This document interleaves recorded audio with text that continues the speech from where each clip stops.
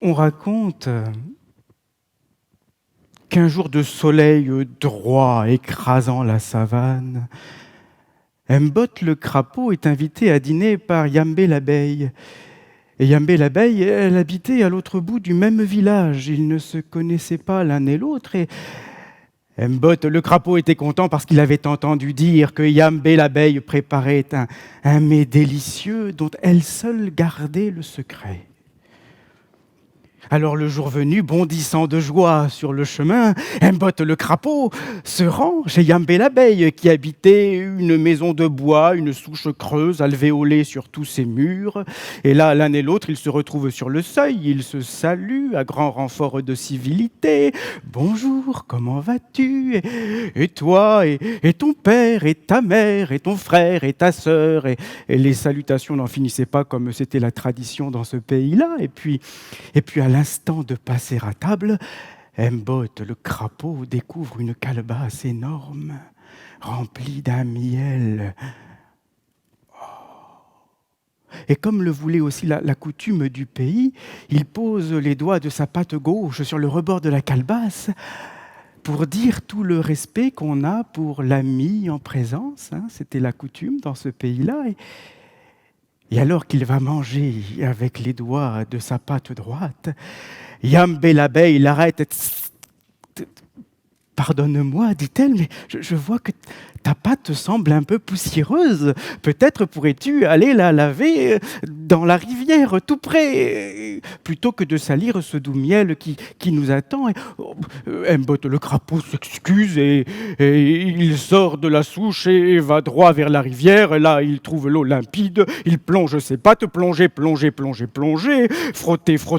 frotter, et bondissant de joie sur le chemin, il retourne chez Yambé l'abeille. Et là, à nouveau, il pose les doigts de sa patte gauche sur le rebord de la calebasse. Et Yambé fait excuse-moi, mais j'ai l'impression que ta patte est encore plus crasseuse que tout à l'heure. Pourrais-tu, s'il te plaît, peut-être n'as-tu pas trouvé la rivière, elle est juste après les deux buissons, au bout du marigot, l'eau s'écoule là. Mbot ne comprend pas. Il s'excuse encore une fois, ressort, retourne au bord de l'eau qui est là. Et il plonge ses doigts, plonger, frotter. C'est vous dire s'il commençait à les connaître, lui aussi, les gestes barrières. Essorer. Et il retourne dans la maison de Yambé. Ah, excuse-moi, fait Yambé, mais je crois que là, il y a quelque chose où ta maman ne t'a pas appris à te laver les doigts comme il faut. C'est un problème d'éducation, peut-être, je ne sais pas, mais tu comprends, on ne peut pas plonger des doigts aussi crasseux dans un miel aussi doux, là, et je commence à avoir faim, et Mbot, ne sachant quoi faire, retourne à la rivière. Et forcément, Yambé, elle était aveugle, à la condition du crapaud. Elle n'avait pas compris que si lui, il peut s'élever dans les airs, il était incapable de ne pas retomber de tout son poids dans la poussière du sentier. Alors Mbot est revenu, et puis il est reparti, et 7 fois ce manège a duré. 7 fois.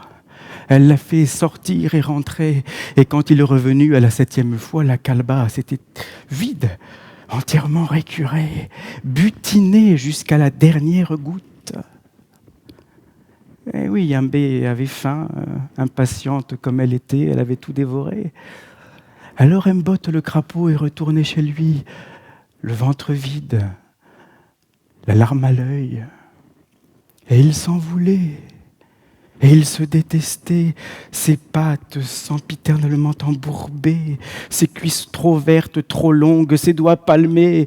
Il était une créature abjecte puisqu'il ne savait pas voler.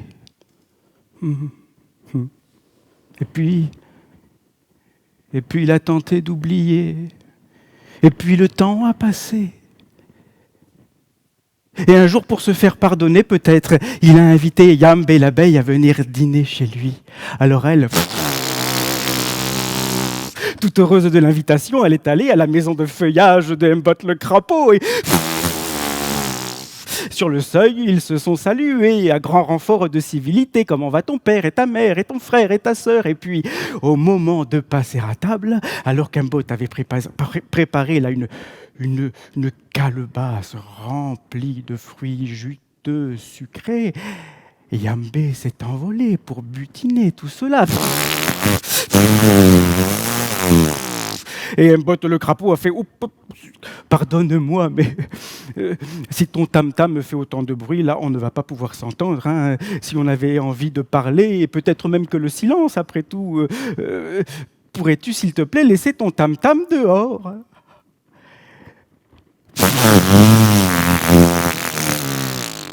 Et Yambé est sortie.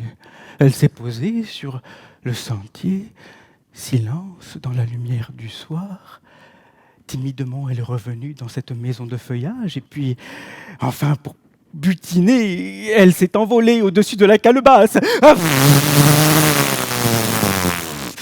Et alors là, Mbot a dit non, pardonne-moi, mais non, s'il te plaît, tu sors pour déposer ton tam-tam, tu reviens avec, ça n'a aucun sens. Non, il n'y a rien à craindre, le quartier est sécurisé, tu peux le laisser à l'entrée, s'il te plaît, reviens, qu'on puisse, comme ça, manger paisiblement et...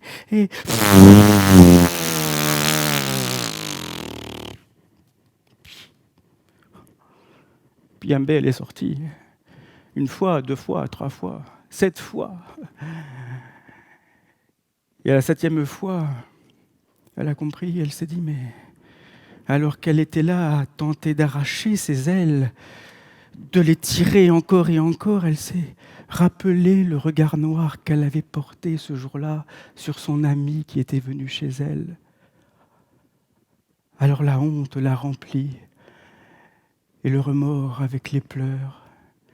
Elle était donc elle aussi fille de l'imperfection.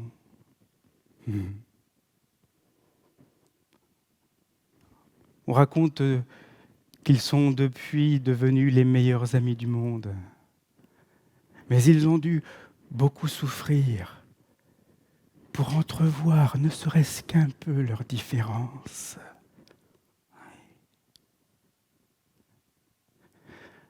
Dans la savane, les grands, les petits, les gros, les maigres, les poilus, les emplumés, les écailleux, les trous du cul, mâles et femelles de la brousse, pourraient peut-être en apprendre autant.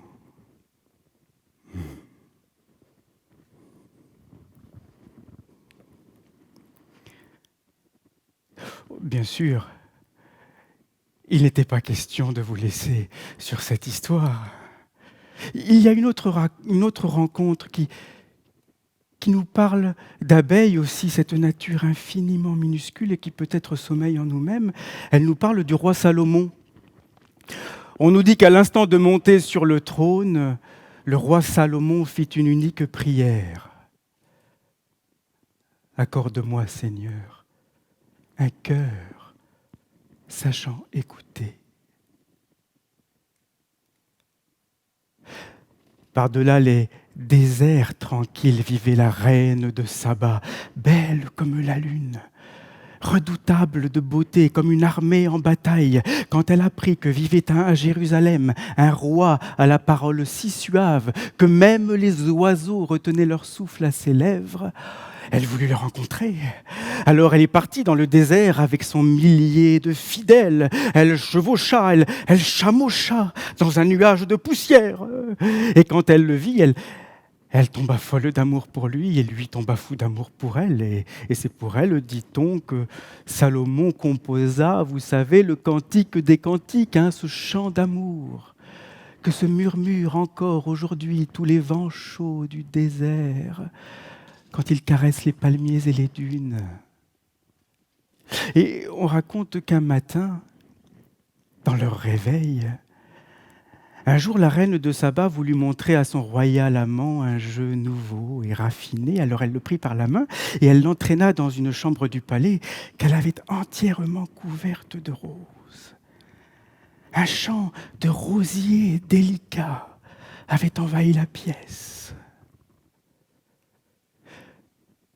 Tout toutes ces fleurs sont fausses, dit-elle. Mais comme tu le vois, prodigieusement imitées, elles sont l'œuvre de mes artisans. Une seule est une fleur véritable. Sauras-tu trouver, cher amour, laquelle est la rose vraie ? Et le roi s'émerveilla devant tant de beauté éclose, et puis il eut honte de s'émouvoir d'autant de fausses vérités. Il s'assit un instant sur la marche du seuil, ferma les yeux comme pour méditer, les rouvrit. La chaleur, dit-il, de ce paradis ne convient pas à ces merveilles. Fais donc ouvrir ce petit moucharabier, cette fenêtre-là, qu'elle puisse un peu respirer. Et il fut aussitôt obéi, la fenêtre est ouverte. Un rayon de soleil entre, et dans sa lumière danse une abeille. Elle vole, ici et là, parmi les roses de la salle, jusqu'à disparaître soudain dans le cœur pourpre d'une fleur. Ainsi le roi avait trouvé, subtil est le parfum véritable, comme est subtile l'abeille, son éternelle amoureuse. Et c'est ainsi, dans un soupir, que la reine de Saba déposa ses lèvres sur la bouche de Salomon, car elle sut, à cet instant, qu'elle avait trouvé là celui qui saurait toujours, et en toutes circonstances, distinguer l'amour caché au cœur de la folie des jours. Une telle rencontre, un tel amour, c'est tout le bonheur que je vous souhaite.